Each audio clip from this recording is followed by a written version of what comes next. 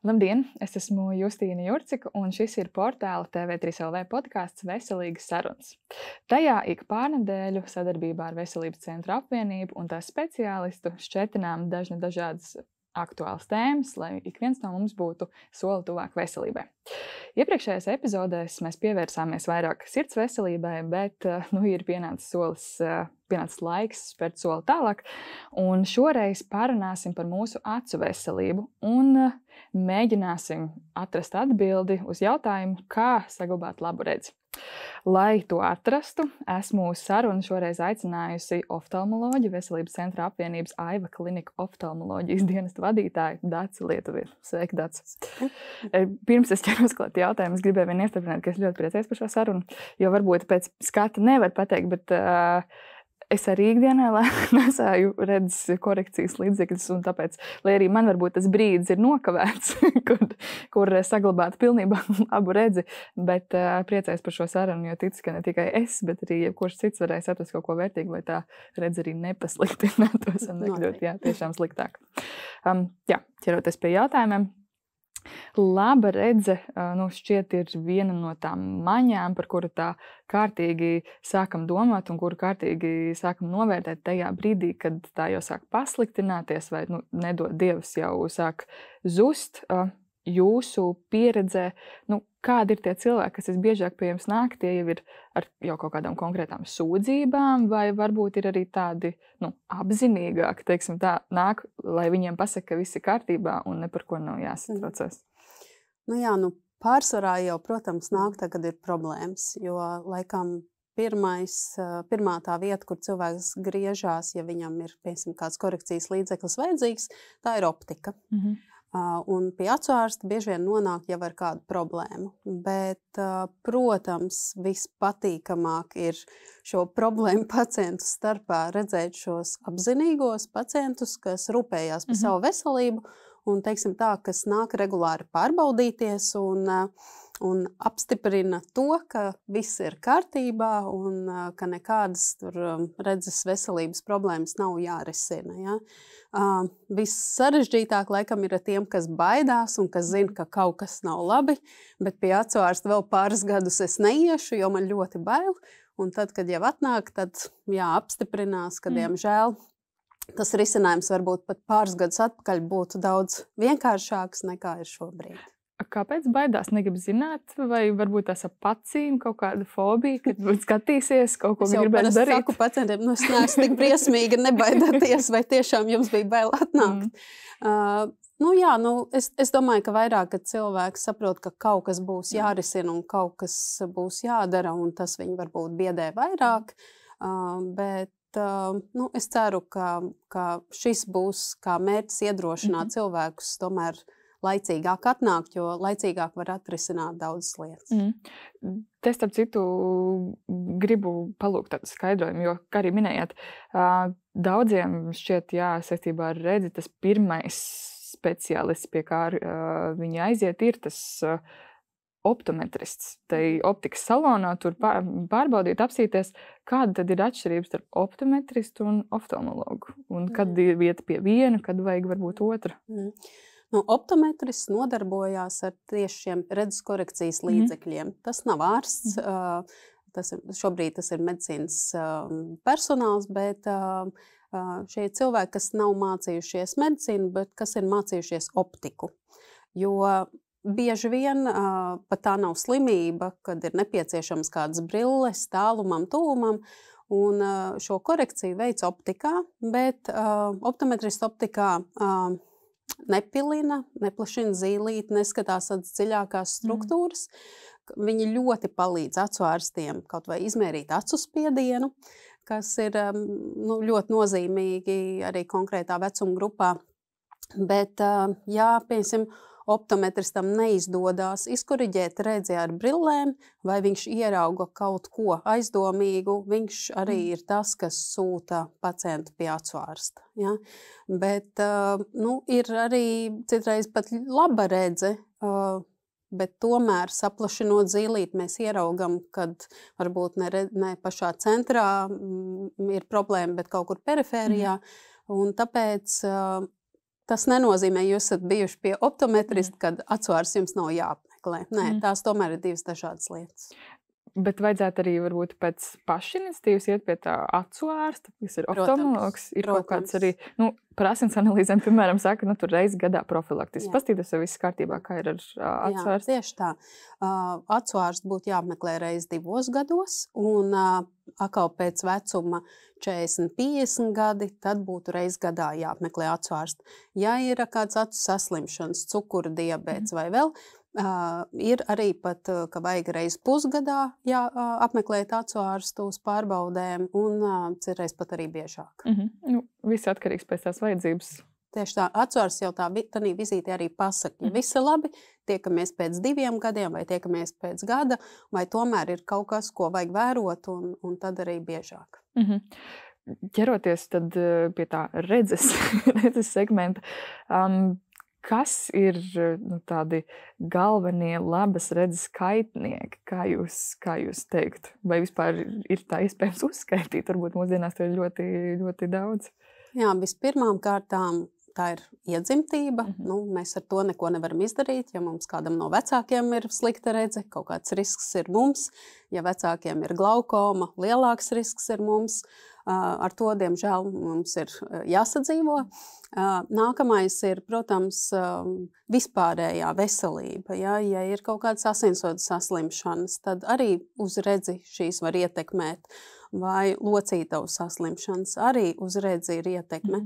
Un viens no šobrīd tādiem ļoti biežiem, it kā liekas sīkums, bet viss mūsu darbs tuvumā, pirmkārt, viņš saistās ar to, ka mēs skatāmies tuvumā, mēs retāk mirkšķinām, acis ir sausas, un šis acu sausums jau, ja kādreiz likās, ka tas ir tikai kaut kādiem pacientiem pēc operācijas, ka ļoti reti, tad šobrīd bieži vien arī jauni cilvēki pat bez brillēm, bez kontaktlēcām sūdzās, kad grauž, nogurst acis. Un šis acu sausums ir kā liekas sīkums, bet acu sausums var nodarīt diezgan lielu postu acu virsmai arī, ja laicīgi mēs kaut kādā veidā to nerisinam, šo problēmu. Tā kā es teiktu, tas attālums un tā telpa, kurā mēs esam, savs putekļaina vide, un daļēji saule vajadzīga, bet saule arī acu virsmai var nodarīt postu, ja mēs tomēr prātīgi neizturamies vai nelietojam saules brilles vai kaut kā savādāk. Kā ir ar kaut kādiem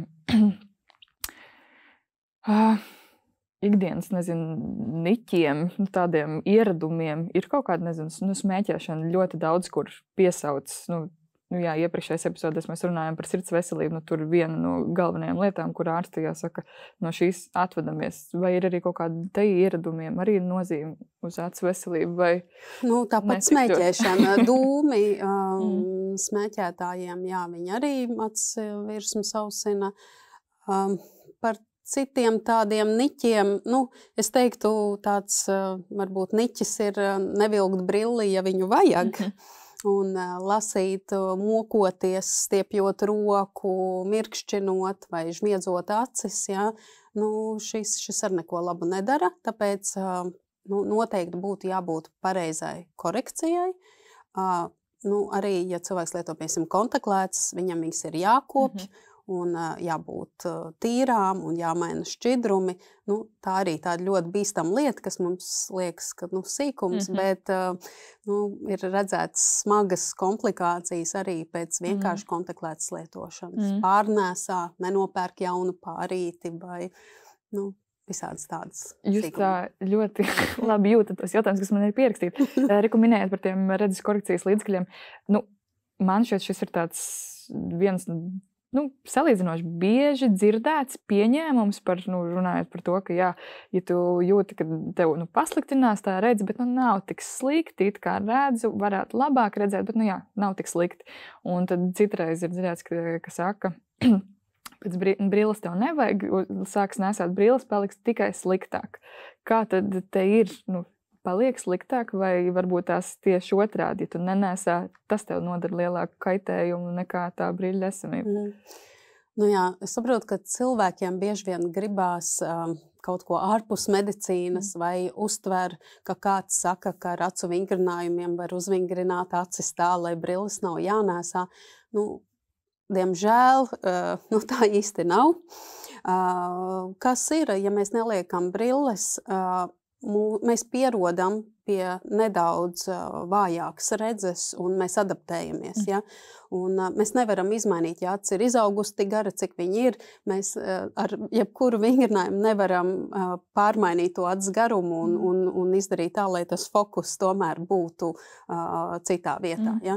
Un ko tas nozīmē, ka ar tādiem vingrinājumiem ir, kad vingrinājumi, piemēram, būtu labi un noderīgi, bet ir, kad arī šie vingrinājumi var nodarīt sliktu. Un arī, ja cilvēks pēc 45 gadiem izdomā, ka viņš to brilli vēl negrib likt lasīšanai, jo ja viņš uzliks, tad tiešām, viņš pieradīs pie tā komforta redzēt labi, bet atkal neliekot to brilli, viņam var parādīties kādas citas sūdzības, galvas sāpes, acu žmiekšana.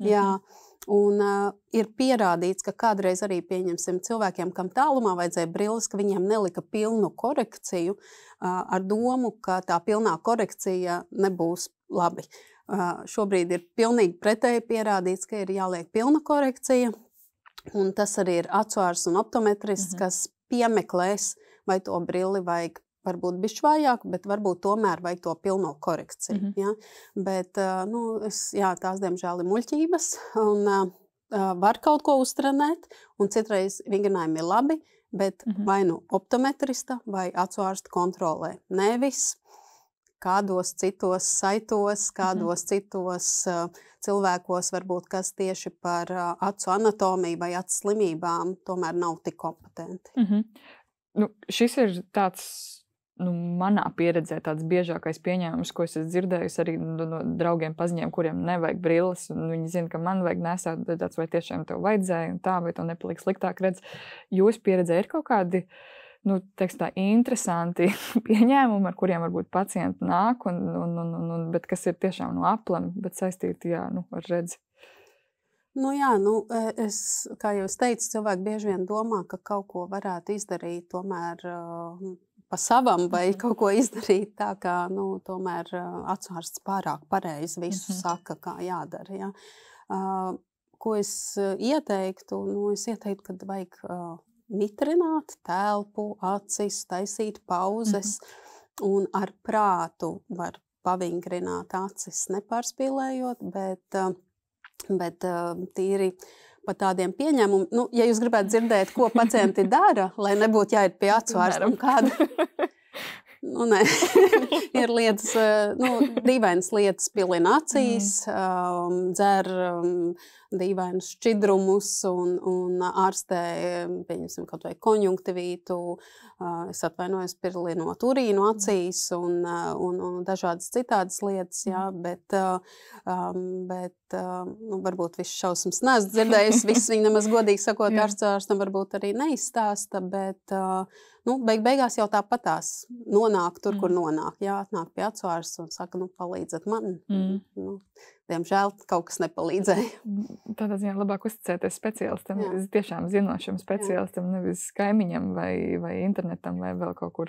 Bet citreiz tā ļoti jauki stāsta, kad var izārstēt no dažādām arī acu slimībām, un tad jau tiešām pārņem tādu bezspēcības sajūta, kaut ko labi pārvēršot par pretēju. Ja cilvēks neatnāks pie acuārsta un to slimību neārstēs, bet viņam tiks solīts, kad ir daudz vienkāršāks it kā veids ar to tikt galā, tad tas iznākums būs bēdīgs. Tas jau, man liekas, arī saistīts ar to aplamu, man liekas, pieņēmumu, kas ir vispār par veselību tā kopumā, bet ja mēs tā atsevišķi tās sadaļas paņemam, rūpēties par sevi nemaz nav tik sarežģīti un laikietilpīgi. Bet tas kaut kā saistās ar to, ka tas prasīs daudz no tevis, kaut ko grūtu, kaut kādu tādu smagu darbu, un tāpēc varbūt tās gribas labāk ticēt tam kaimiņam, kurš ir ieteicis darīt kaut ko aplam, nekā iet pie ārsta. Es teiktu, laicīgi pārbaudoties un laicīgi novēršot daudzas problēmas, tas prasa daudz mazāku ieguldījumu, un varbūt mazākus līdzekļus, bet tomēr tu esi regulāri pārbaudījusi un dzīvo mierīgi, kad viss ir kārtībā. Ja? Tāpēc tā būtu droši un pareizi darīt. Ja? Starp citu, vai vispār ir iespējams visu mūžu nodzīvot uz brillēm? Nevis tāpēc, ka negribās viņas valkāt, bet tāpēc, ka tiešām tā redze ir labi. Skaidrs, ka pie tiem iedzimtības faktoriem tur grūtāk ir ietekmēt to, vai tev pasliktināsies redze vai nē, bet ja tev nav šis iedzimtības faktors, cik tas ir, nezinu, viegli, grūti. Tā kā nodzīvot bez brillēm?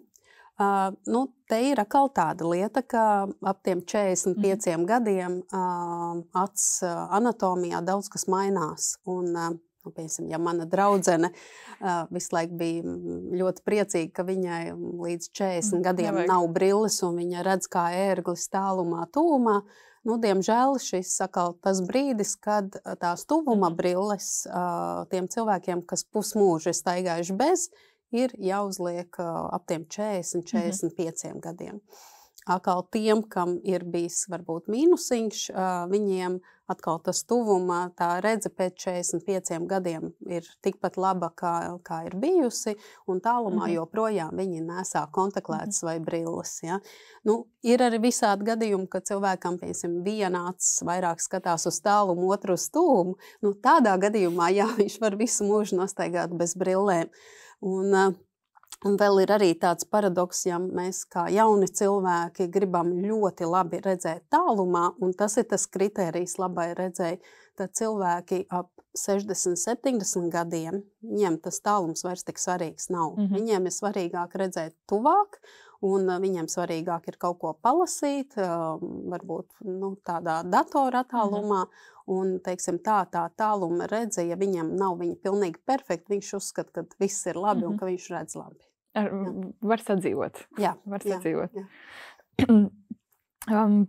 Pievēršoties jau varbūt tādām lietām, kas ir jādara, varbūt arī pieņēmēm. Man ir daudz un dažādi jautājumi, kuriem mēs noteikti arī iziesim cauri, bet iespējams jūs jau atbildēsiet nepajautājot. Bet, kā es teiktu, kas ir tās pamatlietas, tāda īsā abecīta, par kuru katram cilvēkam, neatkarīgi no iedzimtības, par kurām vajadzētu katram cilvēkam domāt, lai tā redze tiešām pēc iespējas ilgāk varētu saglabāties labi. Kas ir tās, 3, varbūt 4 vai 5 lietas, nezinu.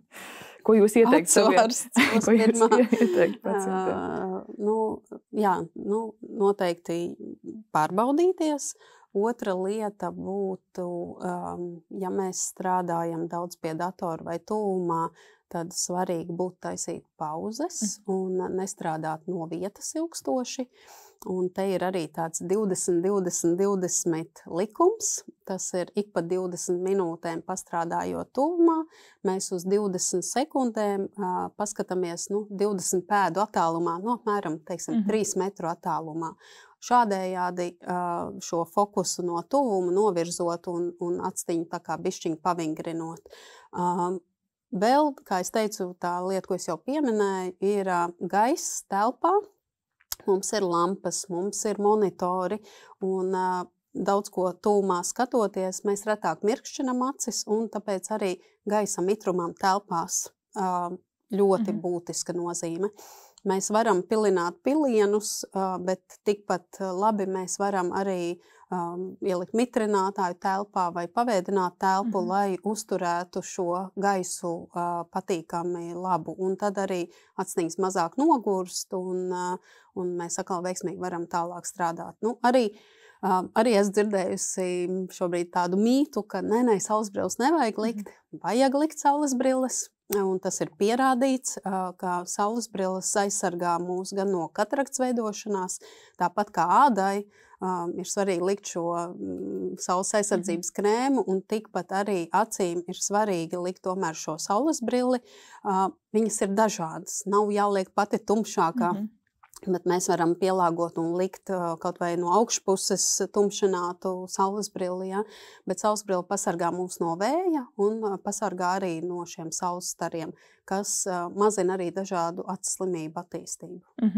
Par tām saulesbrillēm ir arī nozīme, kur viņas iegādājas, jo var jau visur iegādāties. Var tajā pašā pārtiks, tirgu. Arī tirgu, vai, vai ir nozīme tam, kur viņas protams. Pērk. Jo šeit ir nozīme, lai tā sauszbrilles būtu nevis vienkārši tumšs stikls, kas pat nodara vairāk ļaunumu, ja viņam nav šī UV aizsardzība, tāpēc sauszbrillēm būtu jābūt pirktām optikā. Ja? Tas būtu svarīgākais noteikums, un optikas netirgo tādas sauszbrilles, kuras nav ar UV aizsardzību. Ja? Pārējie nosacījumi, labi, ja viņas ir no sāna arī aizsargā, bet tas var būt vairāk tādiem sportistiem, kuri svarīgi, vai tiešām cilvēkiem, kas atrodas, kur atrodas kaut kur tā saule var atstarojoties, tā kā pakļūt zem saules brillēm, varbūt jau, uz ceļa strādājošiem vai tā, bet ikdienā, teikt, pats galvenais būtu, lai viņi pirkt optikā ir.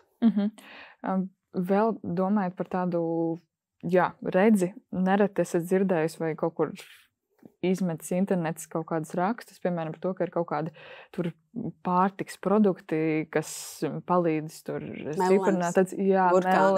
Melens, tas, kas man arī pierakstīts. Tā ir pirmā lieta, ko es asociēju, domājot par kaut kādu uzturlietām, kuras rosina ieviest ikdienā, lai palīdzētu, stiprināt redzi, kā ir ar pārtiks ietekmi, ir tur kaut kāds, vai tās ir muļķības varbūt? Vispārējā veselība ļoti svarīga, arī acu veselības sastāvdaļa. Tā kā tādā ziņā es teiktu, ka vai mēs apēdīsim katru dienu pa 3 kilogramiem melenēm un domāsim, ka mums viss ir kārtībā, vai grauzīsim burkāns, varbūt mēs iedzīvosimies atkal kādās citās veselības problēmās.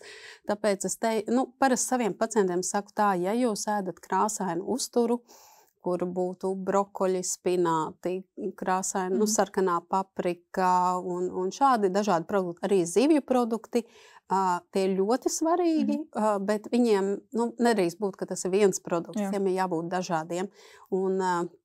Un zivju produkti ir vajadzīgi gan acs virsmai, par acs mitrināšanu arī viņa atbild, un atkal spināti, brokoļi, šie produkti atkal tīklenai svarīgi. Tā kā viss, kas arī mūsu sirds asinsvadu sistēmai svarīgs, un arī tas pats arī būtu acu. Ir dažādas slimības, tas saucamais vistas aklums, kad ir kaut kāda vitamīna, kas vajadzīgi papildus, bet to jau arī acu ārsts tad nozīmē, ja ir kaut kas konkrēts vajadzīgs vairāk. Tad tādā ziņā par, ja gribas ēst tās melenes un burkāns ar domu, ka tas uzlabos redzi, par ļaunu nenāks, galvenais nepārspīlēt. Ar prātu, Mēs tad saprotam, ka kaut kāda problēma ir, un tad sākam intensīvi kaut kā to paši ārstēt. Tā īsti labi laikam nebūtu. Kā es teicu, arī burkānu pa daudz apēdot noteikti aknām pa labi tas nenāk. Sarunas sākumā minējāt arī par pareizi šo redzes korekcijas līdzekļu lietošanu, arī tas, lai nepadarītu to situāciju sliktāku. Par tām pašām kontaktlēcām. Kā tur ir? Kas tur ir pie tādiem priekšnosacījumiem, kas ir noteikti jāievēro, lai ne tikai varbūt redzi nepasliktinoties, bet lai arī nebūtu risks to pazaudēt, jo, acis, piemēram, tiek skrāpēta vai kaut kā tam līdzīga. Tieši tā. Šobrīd netuvojās Halovīns, bet tad, kad tuvojās Halovīns, te jau arī atsvars bišķiņ ārprāts, kas tagad būs, jo, diemžēl, mēs redzam šīs uz pašu galvu pirktās kontaktlētas, kas pielīp acs virsmai, kuras nevar dabūt ārā pēc tam pacients, un viņš brauc uz traumpunktu. Labi, ja mēs viņu vienkārši noņemam, bet ja tur apakšā jau ir infekcija, tad jau ir ļoti traki.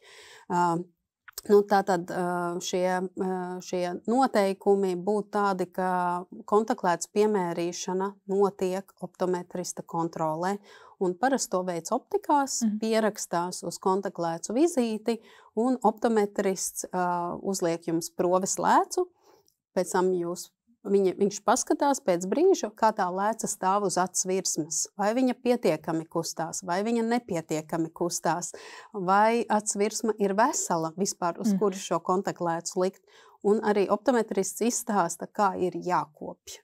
Un svarīgākie noteikumi ir tie, ka pirms jūs mainat kaut kādu kontaktlēcu veidu vai firmu, vai pirmo reizi vispār liekat, ka jūs ejat uz vizīti pie optometrista, kurš jau piemeklē kura kontaktlēts jums der, un izstāsta, kā viņa jālieto. Ja?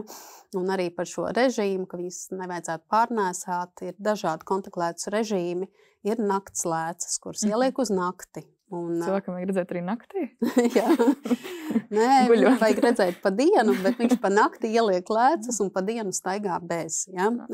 Ir tāds korekcijas līdzeklis, tur lieto cietās kontaktlētas, viņas arī specifiski piemeklē, un tad ir kontaktlētas, ko mēs liekam pa dienu, un ir arī dažādas ārstnieciskas kontaktlētas, ko lieto pie dažādām arī acu slimībām. Viņas dizainiski var būt dažādas, bet tā kā acs virsma arī visiem nav standartā, tāpēc arī šīs kontaktlētas tiek konkrēti piemeklētas pēc katra acu uzbūves. Un arī par brillēm runājot, arī ir savs režīms. Mēs nevis ejam tad, kad mums ir galīgi slikti, ka kaut kas nav ar brillēm labi, bet ir apmēram kaut kāds diapazons, kurā tā redze varētu mainīties. Kad bērns aug, tad viņam ātrāk mainās redze, vai atkal vecumā, kad ir atkal vecuma tālredzība, tad atkal tās brillītes, arī mēs zinām, ik pa 3 vai 5 gadiem atkal vajadzētu jaunas. Ja? Tā kā es ieteiktu tīri ar šiem korekcijas līdzekļiem griezties optikā pie optometrista, kurš atkal piemeklē kādu brilli vajag, un ja viņš ierāk kaut kas nav tā, kā vajag acu veselībai, vai pat labākā gadījumā ir, ka pacients vispirms aiziet pie acu ārsta, pārbauda, vai acis ir vesela, un tad jau iet runā par šo korekcijas līdzekli. Bet arī, laikam, tāda nianses, kas kontaktlētas gadījumā jāpiemina, ka tie kaut kādi ierobežojumi tai lēcē nav bez iemesla, līdzīgi kā pārtiks produktiem arī tas derīguma termiņš nav bez iemesla. Ja tā ir vienas dienas lēca, tad tu viņu nesā to vienu dienu, nevis es pieļauju atstāju uz ilgāku laiku vai kaut kā tam līdzīgi. Jā, tāpēc, jo katrai, kontaktlēcai viņai ir savu gāzes caurlaidība. Ja viņa vairs nelaiž cauri šīs barības vielas, kas notiek, mēs mūsu acu virsmu, var teikt, smacējam nost, ja, un apakšā tur ir ļoti laba vieta, tad ir infekcijai, kura tur attīstās, un, diemžēl, citreiz ir pat ļoti bēdīgi iznākumi. Ja. Tā kā arī, kā liekas vienkārši, mēs tā uzliekam kontaktlētas un viss labi, bet citreiz ir ļoti bēdīgs iznākums arī šai kontaktlētas pārnēsāšanai vai konteineru nemainīšanai, ja, kur tas šķidrums stāv ilgstoši. Vēl pie redzes korekcijas līdzekļiem man kolēģi palūdzas uzdot jautājumu saistībā ar brillēm. Viņai jāvajag ikdienā brilles, un viņa teica, ka viņa uz darbu nāk ar brillēm, kurām ir jaunā recepte, svaigā recepte, bet mājās uzvelk tās vecās brilles, tās, kas ir vājākas. Vai tur ir kaut kāda nozīme arī ietekme uz redzi, kad vienā brīdī tu valkā tādas, kas tev ir tieši šobrīd vajadzīgas, un nākamajā brīdī tu bišķi vājākas? Redzi, vispirms, cik viņai gadu ir, vai viņa ir jauna? 30. Redz, te atkal ir panesamība. To arī visu piemeklē un apskatās. Un, piemēram, varbūt, ka viņai labi jāsaredz kaut kas ir monitorā tālumā, un viņa uzliek darbā tās brilles, ar kurām viņa skaidrāk redz tālumā. Bet mājās viņai, piemēram, televizors ir tuvāk, vai viņa pārsvarā taisa ēst virtuvē, kur ir metra attālums, un viņai ir tā kā vieglāk sajūt acīm šādā attālumā. Ja? Jo katrs korekcijas līdzeklis ir piemeklēts konkrētam attālumam. Ja tā brille ir paredzēta tālumam, tad viņa paredzēta tālumam. Ja brille ir paredzēta datoram, tad tikai datoram, nevis tuvumam. Ja? Tas gan vairāk ir pēc 45 gadi, tad tā starpība ir vairāk jūtama. Jaunam cilvēkam varbūt, ja brille ir tālumam, viņa arī tikpat labi arī tuvumā vēl redz ar viņu. Ja? Bet pārsvarā korekcijas līdzeklis ir konkrētam attālumam. Iespējams, muļķīgs jautājums, bet acīm nerodas kaut kāds stress vai apjukums, kad ir tā maiņa. Neko vienā brīdī es redzu tā kā izcili, un tad atkal it kā es redzu labāk, bet ne tā kā vēl pirms brīža. Nav kaut kāds stress? Nē, tas ir tas fokus ātrums, cik mēs ātri varam no viena attāluma pāriet uz citu.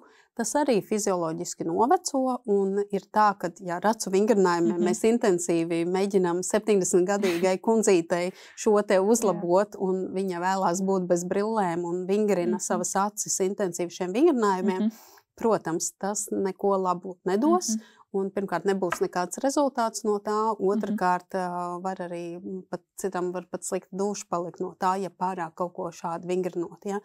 Tāpēc visu ar prātu, un zelta ceļš ir vidusceļš.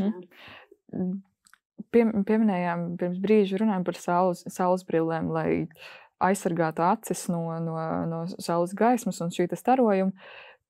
Kā ir atkal ar darbu ar datoru, jo daudzi, un šķiet mūsdienās, es nezinu, vai šobrīd tas ir aktuāli, bet pirms gada, 2, man liekas, tā bija tāda mazliet modes tendence, ka, ja tev ir darbs ar datoru un tev pat nevajag brilles, tu iegādājies tās, kas it kā ir paredzēts tieši darbam ar datoru, ar to zilo ekrāna gaismu vai kādu citu tur gaismu, vai vajag vispār šādas brilles, vai viņām ir kāds efekts? Nu, ja tu jūti, kad ir labi, tad vajag, bet nē, šis arī, var teikt, bija tāds modes trends, jā, kad viss gāja uz optiku un man datoru brilles, bet, diemžēl, daudziem viņas arī stāv tur kaut kur maciņā, vienreiz uzlikts, jā. Bet arī par šo ir daudz pētījumi, vai tas dara kaut ko labu vai nē. Bet, diemžēl, tikpat cik daudz it kā labu, tikpat arī, ka nē, ka tam nav nozīmes un ka tas iespējams ir arī tāds mārketinga triks, kas ir saistīts tieši šo briļu izrakstīšanu. Ja? Tā kā, kamēr tas nav medicīniski precīzi pierādīts, jā, tikmēr es teiktu vairāk, ka nē. Bet, ja tas sirdsmieram palīdz? Tad noteikti, jā. Jā, vēl runājot par... arī acu pasargāšana. Kas ir vēl varbūt tie gadījumi, kad noteikti nevajag aizmirst par kaut kādiem redzes, acu aizsargu līdzekļiem, lai arī tā redze nekļūtu sliktāka vai tieši vai nevarētu pat pazaudēt, kā jau sākumā minēja. Te vairāk par visādām traumām. Tūlīt sāksies pļaušanas laiks vai zaru griešanas laiks. Ļoti jāpiedomā pie tā, kā siltāk saulīte uzspīd, kad cilvēki lien visos krūmos iekšā un griež visu, ko vien var nogriezt.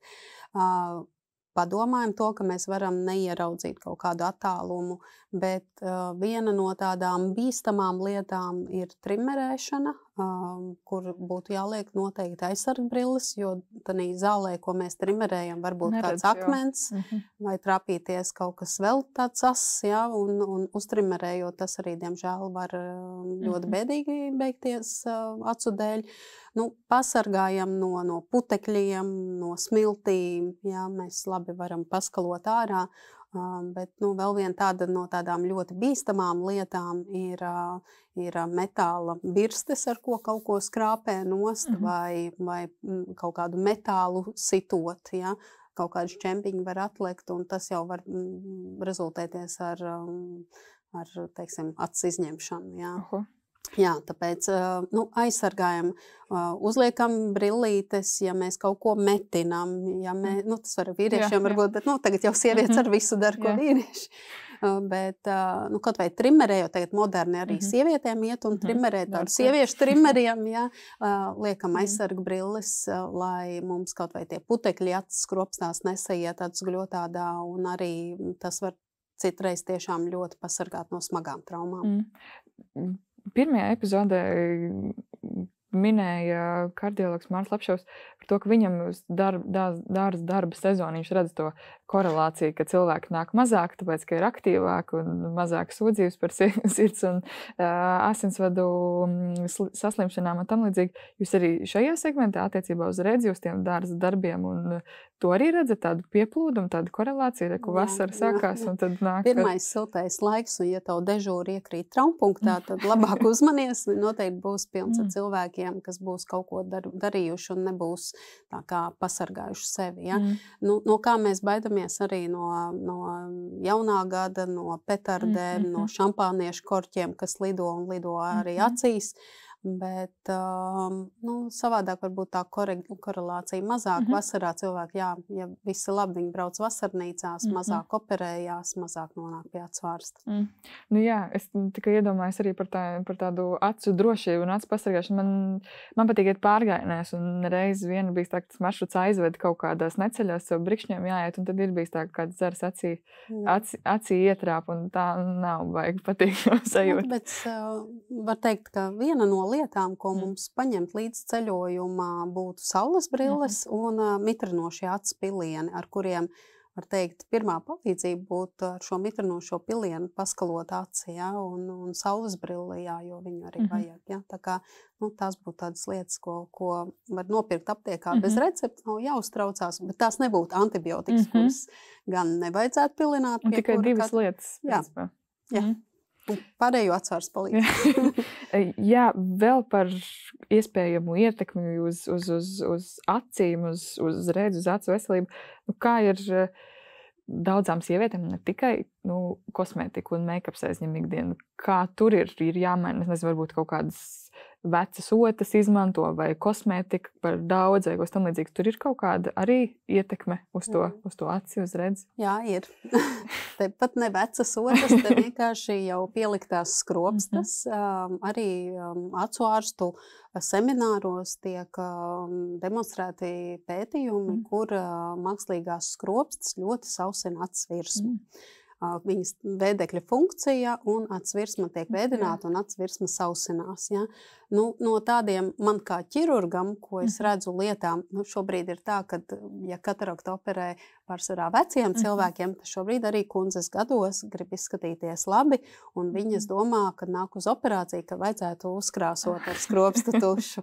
Un tad ārprāts tā tuša jāņem nost, bet tuša būtu viens no tādām lietām, kas bieži vien sadrūp un iekļūst tāds gļotādā, un tādā veidā arī var radīt kaut kādu papildus iekaisumu, un tāpēc varbūt tāda tuša būtu jāizvēlās, kura nekairina un kura varbūt nedrūp tik ļoti. Ja? Tā kā, par permanento make-upu, tur nav tādu nekādu sliktu ziņu. To var, un tas pat būtu vēlamāks, jā, bet vairāk tieši viss, kas var sabirt acīs, jā, no skropstām. Vēl tāds viens bišķiņ citā rakursā, bet arī par redzi, gatavojoties šai sarunai, izlasīju tādu arī pieņēmu, es nezinu, patiesas vai aplams, bet ka nedrīkst arī acis par ilgu un stipri berzēt. Tur ir kaut kāds, arī tur tam ir ietekme? Jā, jo tā berzēšana arī, vēlreiz atkārtošos man kā ķirurgam, berzēšana ir viena no sliktākām lietām, ko pacientam pēc operācijas darīt, jo pat ne tikai berzējot, bet mēs ieberzējam kaut kādu infekciju acī, ja? Un tas var būt ļoti bīstami. Un arī tāda berzēšana citreiz arī var norādīt uz kaut kādu acu patoloģiju, kad pacientam varbūt ir vēlme vairāk berzēt acis. Ja? Tā kā, tas nebūtu vēlams, ja tur acis niez vai kaut kas traucē un tomēr gribās kaut ko darīt tādu, lai uzlabotu šo stāvokli. Es parasti saku, ka pa sliktu nenāk, piemēram, vēsuma kompreses uz plakstiem uzlikt, lai to plakstu ādu nomierinātu, bet atkal neberzēt un nelikt kaut kādas siltuma kompreses ar tējām, mitrām, kur varbūt atkal tas kairinājums var pieaugt. Tad nevajag likt kumelītes, ja ir kaut kāds mieža grauds. Jūs atceros bērnībā, šitas bija diezgan populārs. Jā, vispār pie mieža grauda mitru nedrīkst likt. Ja liek, tad sausu, un tad parasti iesaka vārīt olu paturēt, lai būtu silts un sauss, bet te arī jāuzmanās, jo citreiz var tā pamatīgi sasildīt, un tā infekcija tur iekšā rada tūsku, plakstu, un varbūt... Tā infekcijai patīk patiesībā. Jā, siltums. Mūsu mērķis pie mieža grauda ir uzsildīt tā, lai atverās šis strutu pūslīts, un lai struts iznāk ārā, ja? Bet citreiz ir tā pusseja notūkusi, plaksts jau ir aizpams, kad atvērt nevar un sildīt vēlams. Tanī gadījumā atkal nebūtu. Ja domā par lēcām kā korekcijas līdzekli, skaidrs, ka tur ir diezgan strikti. Es atceros, man katru reizi optometrs arī atgādina, ka tad, kad viņas liek iekšā, viņa mērā, rokas ir obligāti jānomazgā, tādā veidā higiēna ir jāievēro, arī pašas lēcas, tur jātīra, jākop, viss skaisti. Cik liela nozīme ir tam, kad tu, nezinu, ar kaut kas iekrīt acī un tu nevar nomazgāt rokas un tu gribi izņemt ārā.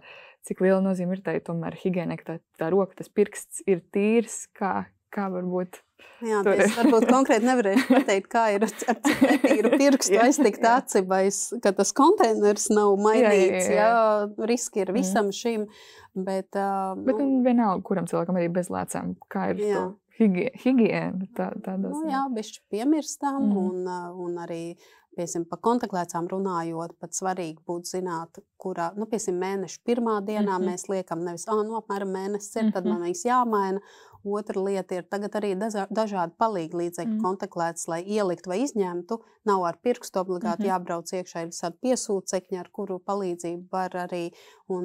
Bet acs ir ļoti maiga virsma. Un ja tur ir kāds bojājums vai skrambiņa, mēs ar netīru roku, pirkstu, kaut ko citu varam arī šo infekciju ienest. Ja? Tāpēc ļoti, ļoti svarīgi ir izturēties tā ar prātu.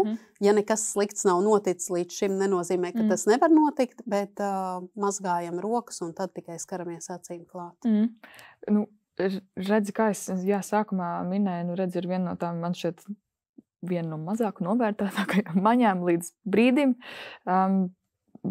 Visi gribam redzēt labi, bet es tikko iedomājos, vai arī tāda redzes pasliktināšanās varbūt kaut kāds signāls par to, ka kaut kas cits nav kārtībā, nezinu, ar acīm kā tādām, ar acu veselību, un ka tad ir noteikti jāaiziet pie tā ārsta, pie oftalmologa un jāpārbaudās. Redzi, ir acu slimības tādas, kur cilvēks uzreiz pamana, ka kaut kas nav kārtībā, bet ir arī acu slimības tādas, kur cilvēks var nemanīt un bojājums jau var notikt.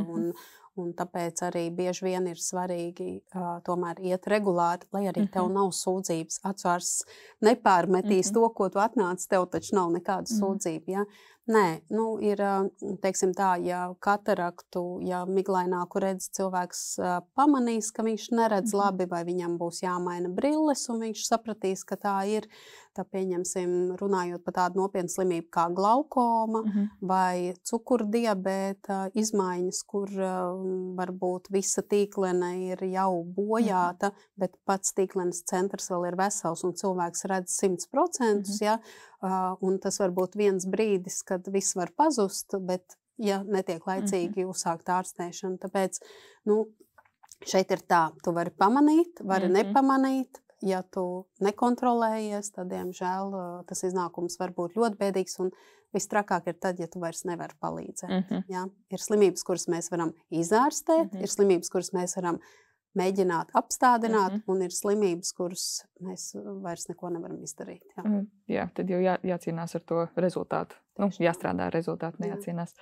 Tad tas galvenais vadmotīvs būtu rūpēties par savu redzi un aiziet pie tā acu ārsta kaut vai profilaktiski šķietam bez jebkādām problēmām, bet lai vismaz ārsts arī pasaka, ka viss ir kārtībā, tev nav jānāk ne pēc pusgada vai gada, tiksimies vēlāk.